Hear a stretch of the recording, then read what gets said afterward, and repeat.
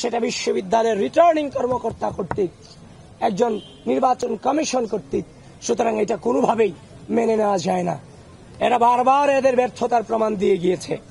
আপনি দেখেছেন আজ আমাদের নির্বাচনী গঠনতন্ত্রে আছে, আপনারা তো 2019 সালে ডাকসু নির্বাচন অনেকে কাভার করেছেন। এখানে ভিপিজিএস এজিএস নাকি তাদের ভোট কেন্দ্র পরিদর্শনের সুযোগ ছিল না? অবশ্যই ছিল। তাদের কি পরিচিতি কার্ড থেকে শুরু করে তাদের আলাদা একটা পরিচিতি ছিল না? সব ছিল। কিন্তু বিশ্ববিদ্যালয় প্রশাসন এসব আয়োজনে চরম ব্যর্থতার প্রমাণ দিয়েছে। এবং আমরা প্রত্যেকটা কেন্দ্রে যখনই গিয়েছি আমাদেরকে বারবার এতিমের মতো দাঁড় করিয়ে রাখা হয়েছে, আমাদের সময় নষ্ট করানো হয়েছে। শেষ পর্যন্ত দেখতে পেলাম রোকেয়া হলের একজন মেয়ে ভোট কেন্দ্র থেকে ভোট দিয়ে বেরিয়ে এসে আমাকে অভিযোগ করছে যে ভাই, যে ব্যালটপত্র আমাদেরকে দেওয়া হয়েছে সেখানে আগে থেকে সাদিককে এবং ফরহাদের নামে ক্রস চিহ্ন দেওয়া রাখা হয়েছে। সেটা শুধুমাত্র রোকেয়া হলে ঘটে নাই, সেই ঘটনা অমর একুশে হলেও ঘটেছে। অমর একুশে হলের যে ভোট কেন্দ্র সেখানেও ঘটেছে।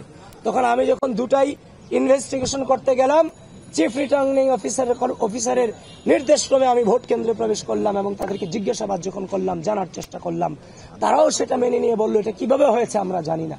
সুতরাং স্পষ্টভাবে জানিয়ে দিতে চাই, যেহেতু ঘটনা দুই জায়গায় ঘটনা ঘটেছে, প্রমাণিত হয়েছে, তার মানে এর আগেও অনেক ব্যালটে সম্ভবত আমরা যতটা নিশ্চিত হচ্ছি, আমরা জানি না কত ব্যালটে আগে থেকে চিহ্ন ভরে ব্যালট বক্স ভরে দিয়ে রাখা হয়েছে, সেটা আমাদের এখনো পর্যন্ত আমাদের জানা নাই। যেহেতু ঘটনা দুইটা প্রমাণ পেয়েছি, তার মানে এরকম ঘটনা আরো ঘটেছে, এটা নিঃসন্দেহে এটা আমরা অনুমান করতে পারছি।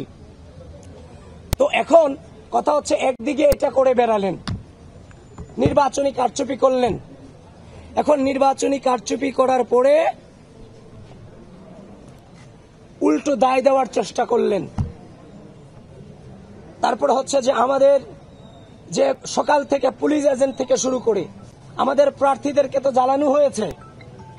তারপরে হচ্ছে যে আমাদের যে সামনে যে আচ্ছা যে 41 জন ব্যক্তির নাম তো মনে রাখা পসিবল না কারো পক্ষে। 41টা ব্যালট নাম্বার কি মনে রাখা সম্ভব? তা আমরা যখন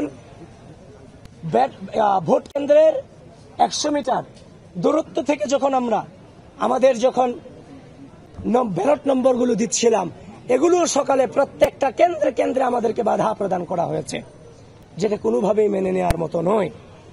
তারপর হচ্ছে অমর একুশে হলের যে ঘটনায় আপনারা জানেন, একজন নির্বাচন কর্মকর্তাকে সেখানে বরখাস্ত পর্যন্ত করা হয়েছে। তারপর হচ্ছে যে আপনার বিশ্ববিদ্যালয়ে আমি যতক্ষণ পর্যন্ত ঘুরে দেখি বিভিন্ন ধরনের বহিরাগত ব্যক্তিদেরকে দেখা পেয়েছি। আমি আশ্চর্য হচ্ছি। কেউ বলছে কুড়িগ্রাম থেকে এসেছে, কেউ বলছে যে আমি এই এলাকার নেতা। আমি দেখেছি জামাতের অনেক নেতা পাশের নামে এই ঢাকা বিশ্ববিদ্যালয় আজকে সারাদিন ঘুরে বেরিয়েছে। তাহলে এই যে ঢাকা বিশ্ববিদ্যালয়ের ভিসি এবং প্রক্টর আমাদের পুলিং এজেন্ট দিতে গিয়ে আপনারা আমাদের সাথে নানান ধরনের প্রতারণা করেছেন। সেখানে নিরাপত্তা পাস নামে ঢাকা বিশ্ববিদ্যালয়ের বাইরে থেকে জামাত শিবিরের নেতা কর্মীদেরকে আপনারা ক্যাম্পাসে ঠাঁই দিয়েছেন। এটা কোনোভাবেই বরদাস্ত করার মতো ম্যাটার নয়।